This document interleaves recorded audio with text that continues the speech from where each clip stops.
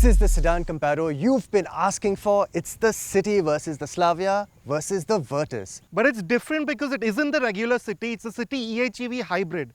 So how does it stack up against the twins? Styling can be a difficult one to call, but all of us seem to like the Virtus and City for their simplicity, while the Slavia has more going on, including that notchback roofline, which could just work for you. We like the added RS styling bits on the City Hybrid that make it look a little sportier, while the Virtus looks like a modern Jetta, so yeah, it works for us. And even though the City is on skinnier tires, it's the Slavia that looks the most under-tired.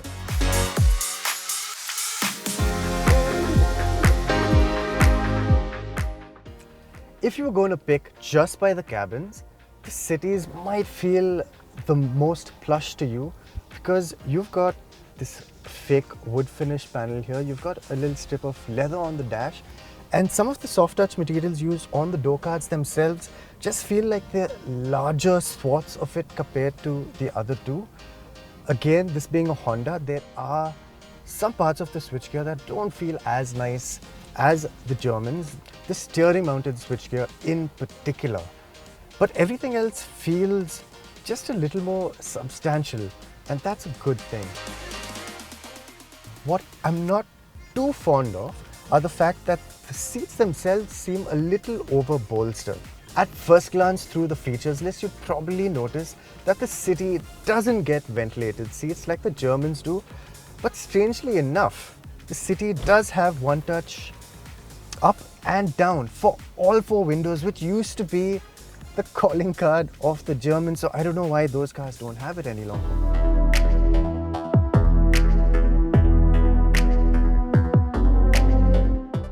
If you're looking for something a little more modern, the Virtus might be just up your alley with these body-colored inserts on the GT Plus variants. It might not be to everyone's taste, but I think it looks really good. The only sore point being that all these large areas of gloss black plastic are fingerprint magnets, and if you clean it with a damp cloth, you know that it's going to leave streaks. I mean, that's just one of those things that you have to deal with. The screens in both the German cars also feel like they attract a lot more fingerprints than the Honda does, though I really do like the seating position in the Virtus. It feels like the seat goes down about as low as the City, but then because it's better scooped out, I have a better reach to the steering wheel and to the pedals. Now, in the Virtus, your ventilated seat controls are both on the same sides. So if your passenger wants to run his ventilated seat or her ventilated seat, they'll have to reach all the way over. A big bonus point for both the Virtus and the Slavia is the addition of wireless Apple CarPlay and Android Auto, which means you can just slot your phone into the wireless charging pad right here, and sans any cables, you've got CarPlay running on your screen.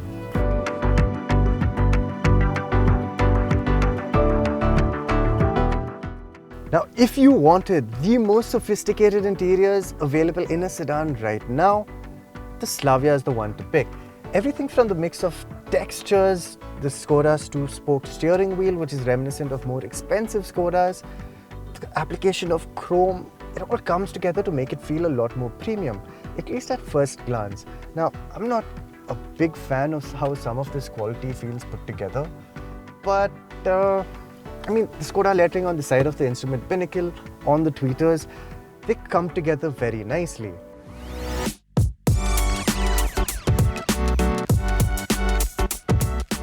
Now, in terms of how the City feels at the back, you have a nice angle of recline, so you get a comfortable position quite easily.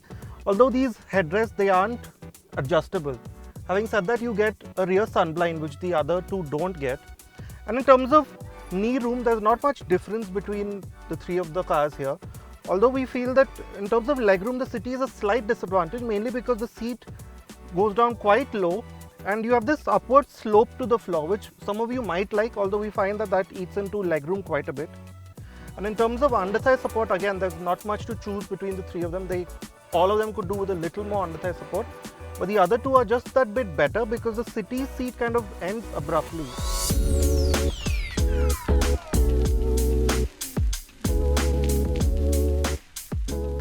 Now in the backseat of the Virtus, You have these nicely sculpted seats and they're angled a bit more upright, but the sculpting means that you're quite well supported, you're quite well held in the seat. And that might be a bit difficult for the third passenger, but this armrest is placed just right for you, which means that as a place for two, it's great. You also get these adjustable headrests, which is another plus. And in terms of knee room, like I said, there's not really much difference between this and the City or the Slavia. But you get a touch more legroom with the seat being placed just that tad bit higher and the floor being flat here.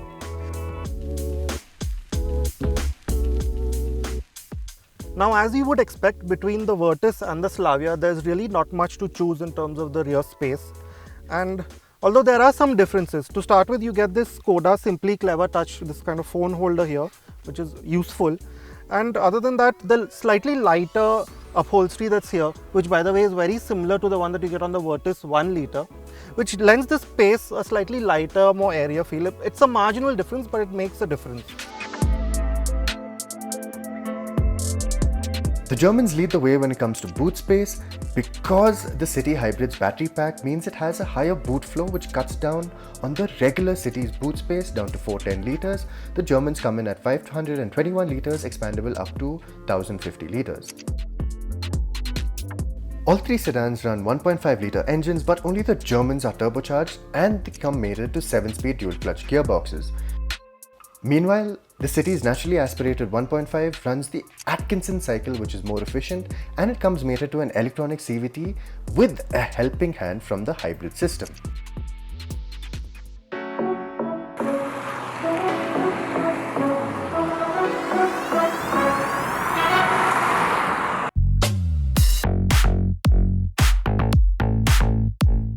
Now, the mechanics of how it works can be quite complex or quite simple depending on how it's explained to you.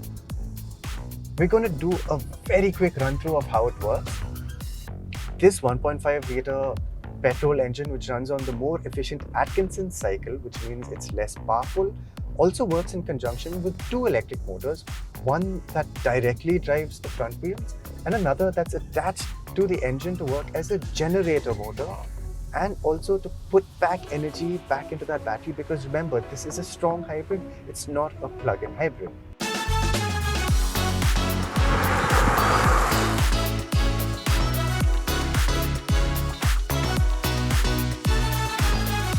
So now that we know how this hybrid system works, what you need to know out in the real world is that it feels like a very sophisticated and seamless powertrain. Now, apart from the fact that when you cold start it, you might have the engine shoot up in revs while it charges up the battery, and it doesn't sound particularly pleasing at that. It's a very silent experience. You are going to be doing most of your driving in electric only mode, and that makes it feel a lot more expensive than it actually is, and that's just by pure virtue of the fact that it's a hybrid. Now, the eCVT doesn't feel like a typical CVT under most circumstances. If you are going to be driving it hard, especially if you're going to try to be driving it hard up an incline, you will feel it drone on, and you will find yourself reaching out to that right-hand paddle shifter for another gear. But no, those paddle shifters are for adjusting the regen braking only, and it's largely applicable when you slot the gear lever into the brake mode. At all other times, the difference in the regen braking that you ask for while the paddles is just a temporary change.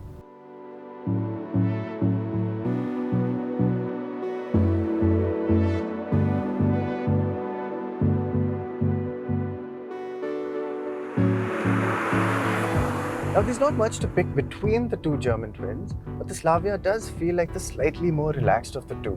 What I do like is the fact that at about 3,500 revs, it feels like it has slightly less vibrations. Now, the great thing about these new age sedans, just looking at them, you can tell that they've got a lot more ground clearance than their previous counterparts, at least in the City's case. What that does mean is that you can go over speed breakers without worrying about your low-slung sedan scraping out. Of course, they all have a slightly jacked up stance because of that, but I think that's a trade-off most people would be willing to make, especially once you put a few passengers in the car.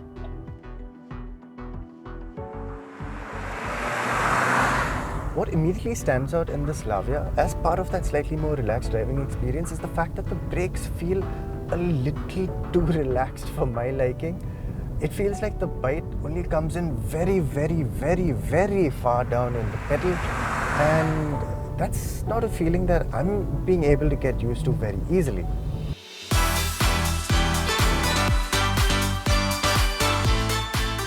It's a little surprising that the feel behind the wheel of the Virtus is different than the Slavia, considering they're essentially the same car. That said, I find myself gravitating towards the energy that the Virtus has. It just feels a little more responsive. It seems to turn in just a little more enthusiastically. It definitely brakes a whole lot better. I get a much better sense of feel from the pedal, a much better sense of the ability to modulate the brakes, even though stopping distances, as we've seen, are similar to the Slavia and are behind the city in total.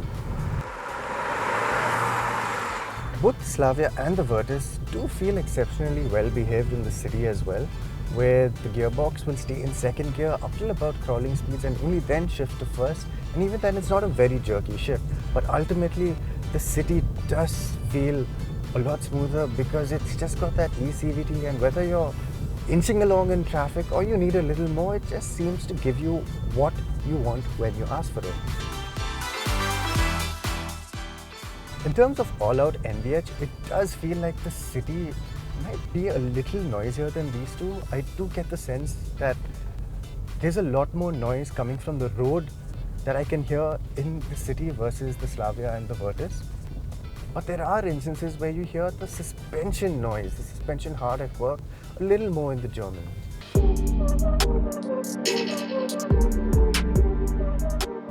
Now, considering that the performance of the City Hybrid is just about half a second or so behind the Germans with their 1.5 litre petrols and their twin clutch gearboxes, I think that's a compromise that most people won't even realize, considering just how much better its fuel efficiency is.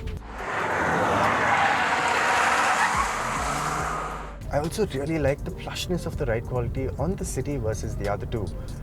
It just has a slight edge in comfort, though that does mean that you do get more body movements through a corner. It's not very unsettling unless you're really trying to push the pace, but there is a good sense of mechanical grip despite those skinny tires. What I'm not a big fan of is just how much weight is in the steering. At most times the extra weight does feel nicer than the extra light steering on the Germans, but sometimes when you're taking U-turns, for example, or trying to pull off complicated parking maneuvers, it just feels like it's a little too much. Another thing to think about is that the weight in the steering doesn't really feel natural when you load up the front tires in a corner. It feels like you've got to put in a little too much effort to get the car turned past that initial turning point. And ultimately, I think I would prefer just how flickable the Germans are. Except for the hardcore enthusiasts, a lot of people would actually prefer the lighter steering that's on the German twins. But at the same time, it's got just about enough heft to be okay on the highway. Now, in a car like the Slavia, I don't mind that it's light, but in something like the Virtus, I wish it had a little more weight. But we'll get to the Virtus. Now, what I like about the Virtus's suspension setup, and it doesn't only take effect in the corners, it's even over things like speed breakers. It just has a slightly more controlled rebound over a speed breaker that makes it feel just slightly better. Now, of course, between the Germans, the differences feel very, very relative, but there is a definite difference in character between the two cars.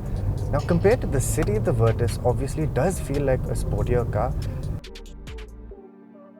What I especially appreciate about the Virtus is that it feels just a little lighter on its feet, even though we know the curb weights are pretty much the same between this and the Slavia.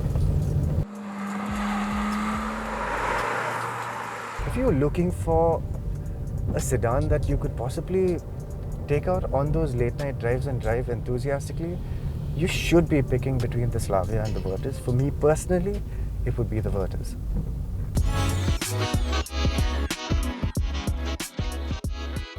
Between the Slavia and the Virtus, we'd pick the Virtus for how it looks, the stronger brakes and the spot-on balance between the comfort and handling.